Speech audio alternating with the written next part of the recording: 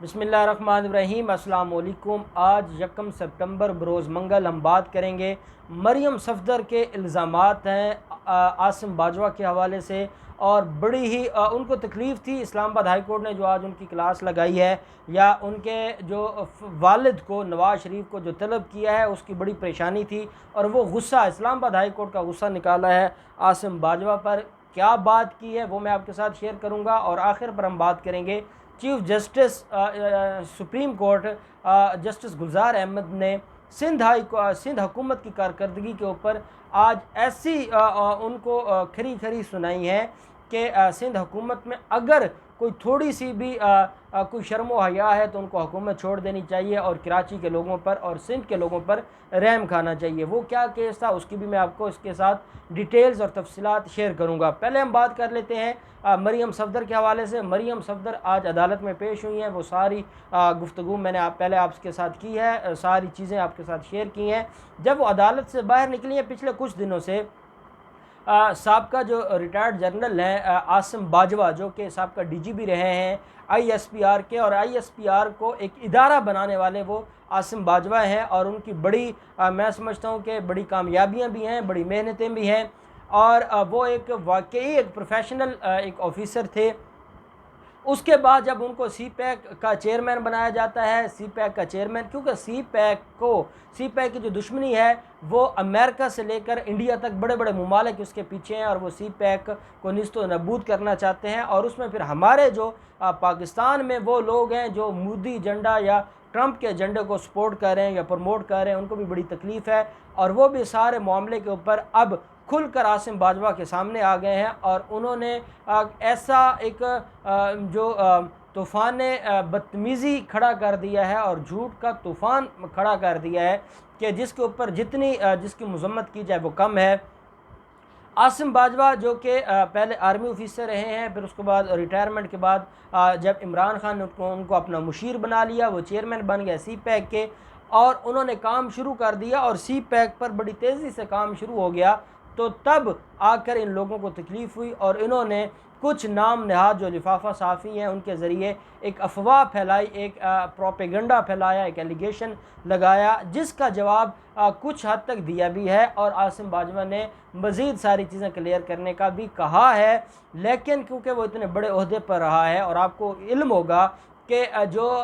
Army officers होते हैं वो जज्बाती होकर बयानात नहीं दिया करते या जवाब नहीं दिया करते। जब आईएसपीआर में भी थे तो तब भी दुश्मन का जो जवाब है वो सोच समझ कर दिया करते थे। वो कोई सियासी लोगों की तरह ये नहीं कि इधर ट्वीट कर दिया और बाद में फिर पछताते रहे कि उन्होंने क्या कह दिया है। तो वो इन सारे मामलात को की रिसर्च कर रहे हैं कि ये कौन है, इसके पीछे किसने करवाया है, और फिर वो इसका जवाब देने के लिए भी तैयार हैं, और वो इसका जवाब देंगे। और उनको पाकिस्तानी होने के नाते जवाब देना भी चाहिए क्योंकि उनके ऊपर इल्ज़ामात लगे हैं। लेकिन जब आप मरियम सफ़दर की ये गुफ्तगू सुनते हैं आसिम बाजवा के हवाले से, तो तब ये लगता है कि ये एक पूरा एजेंडा है जिसके ऊपर जियो जंग भी काम कर रहा है, जिसके ऊपर मरियम सफ़दर और बिलावल ज़रदारी भी काम कर रहे हैं, और जो हमारी बैनुल अक़वामी ताकतें हैं वो भी इसके ऊपर काम कर रही हैं। और वो आसिम बाजवा को फेल करना चाहते हैं, और वो आसिम बाजवा को सी पैक से फारिग करना चाहते हैं।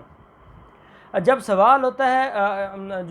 और ये सवाल भी प्लेड सवाल था कि जब मरियम सफ़दर आती हैं इस्लामाबाद हाई कोर्ट से निकलकर, और वो इस्लामाबाद हाई कोर्ट में जो कुछ हुआ है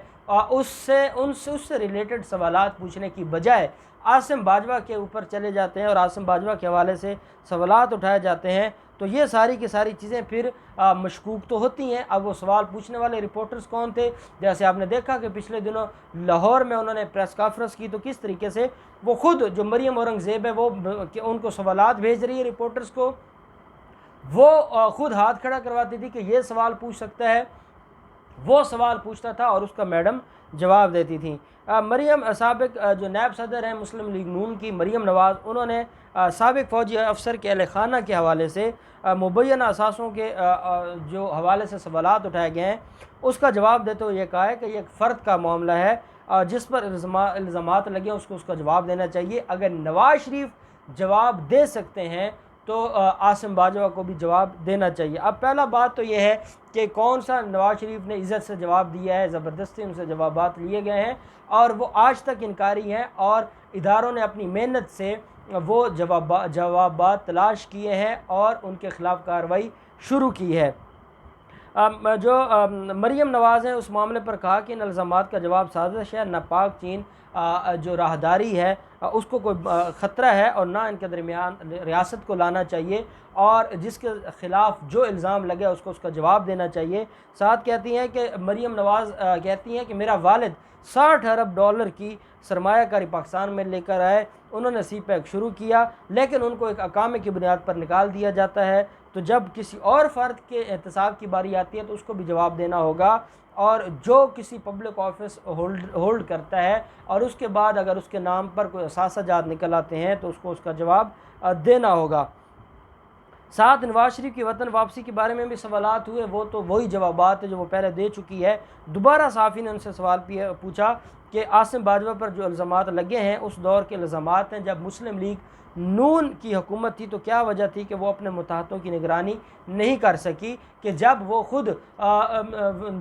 मुस्लिम लीग नून की हुकूमत थी और उस वक्त के इल्ज़ामात हैं कि तब आसिम बाजवा ने कोई करप्शन की है, तो तब वो कहाँ पर थी और उसने क्यों उसके ऊपर कोई एक्शन नहीं लिया। जिसके जवाब में मरीम सफदर ने कहा कि उनके ख़िलाफ़ जो सबूत सामने आए हैं वो बहुत बड़े हैं, वो पनामा पेपर से भी बड़े हैं, उन्हें चाहिए कि आकर इसका दिफा करें, इस पर अपनी पोजीशन को कौम के सामने वाज़े करें। अगर आप टैक्स दहिंदगान के पैसे पर सरकारी ओहदा पर हैं और कोई इल्ज़ाम लगता है, उसके सबूत पेश किए जाते हैं, तो आपको कानून का सामना करने से कतराना नहीं चाहिए। अब ये वो लोग हैं जो आज तक सबूत देने को राज़ी नहीं हैं, इनसे सवाल पूछा जाए तो ये सियासी इंतकाम बना लेते हैं। काजी फैज़ ईसा साहब का मामला था, यही टैक्स दहिंदगान का मामला था, तो तब ये कहा जाता था कि उनसे सवाल क्यों पूछा गया है। यहाँ ये कहा जा रहा है कि भाई आपके ख़िलाफ़ बड़ा इल्ज़ाम है और आपको जवाब देना होगा। साथ उन्होंने कहा कि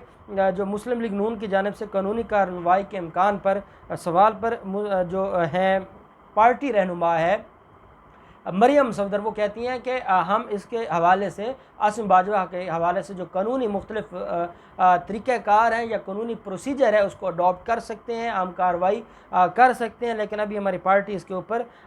सारे के सारे मामलात को देखेगी। जज अरशद मलिक की बरतरफ़ी के हवाले से भी आज उसी तरीके से जैसे डीड का शिकार वो पहले थी, आज भी डीडपन का मुजाहरा करते उन्होंने कहा कि जो अरशद मलिक है उसके ऊपर इदारों ने ज़ोर दिया और ज़बरदस्ती हमारे ख़िलाफ़ सारी की सारी जो सज़ाएँ हमें दी गई या हमारे ख़िलाफ़ फ़ैसले आए। हालांकि जिस केस में मरीम सफदर के ख़िलाफ़ फ़ैसला आया है वो जज अरशद मलिक का नहीं, वो जज मलिक बशीर का है जो एवन फील्ड रेफरेंस का है, जिसमें 10 साल नवाज शरीफ को और 7 साल मरीम सफदर को दी गई है। और दूसरी बात यह है कि जो अरशद मलिक है, अरशद मलिक तो उनको सपोर्ट कर गया है और ये हाई कोर्ट लिख के गया है अपने के फ़ैसले में कि मुलजिम का और जो जज है उसका आपस में राब्ता था, तो जब राब्ता था तो उसका नुकसान प्रोसिक्यूशन को नहीं होना, उसका नुकसान मुलजिम को होगा कि राब्ते की वजह से, क्योंकि जज ने उनको सपोर्ट किया है फ्लैगशिप रेफरेंस में भी, इसलिए ये सारे के सारे मामलात हैं जो इन मामलात की बुनियाद पर उनके ख़िलाफ़ कार्रवाई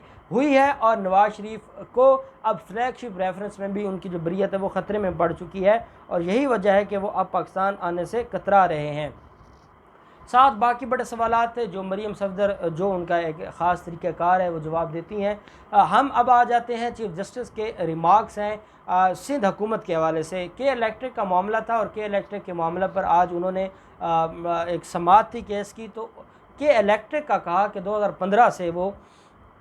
कराची के लोगों के ऊपर जुल्म कर रहा है, कराची को अंधेरों में धकेल दिया है, कराची में या पानी रोडों के ऊपर पानी है या कराची में अंधेरे हैं और उसका ज़िम्मेदार सिंध हुकूमत है। और कहा कि सिंध हुकूमत वो इस वक्त भी अदालत कह रही है। अब देखिए चीफ जस्टिस ये कह रहा है कि इस वक्त भी पैसे फ़ॉरेन बैंक्स में जा रहे हैं, इस वक्त भी पैसे जाली अकाउंट्स के ज़रिए बैरून मुल्क जा रहे हैं, इस वक्त भी लोग अपनी जेबें भर रहे हैं। ये सारा कुछ चीफ जस्टिस साहब फरमा रहे हैं, लेकिन फिर भी बदकिस्मती है कि जाली अकाउंट्स केसेस में इन लोगों के ख़िलाफ़ कोई कार्रवाई नहीं होती क्योंकि सबूत नहीं मिलते। इन्होंने इस निज़ाम को इतना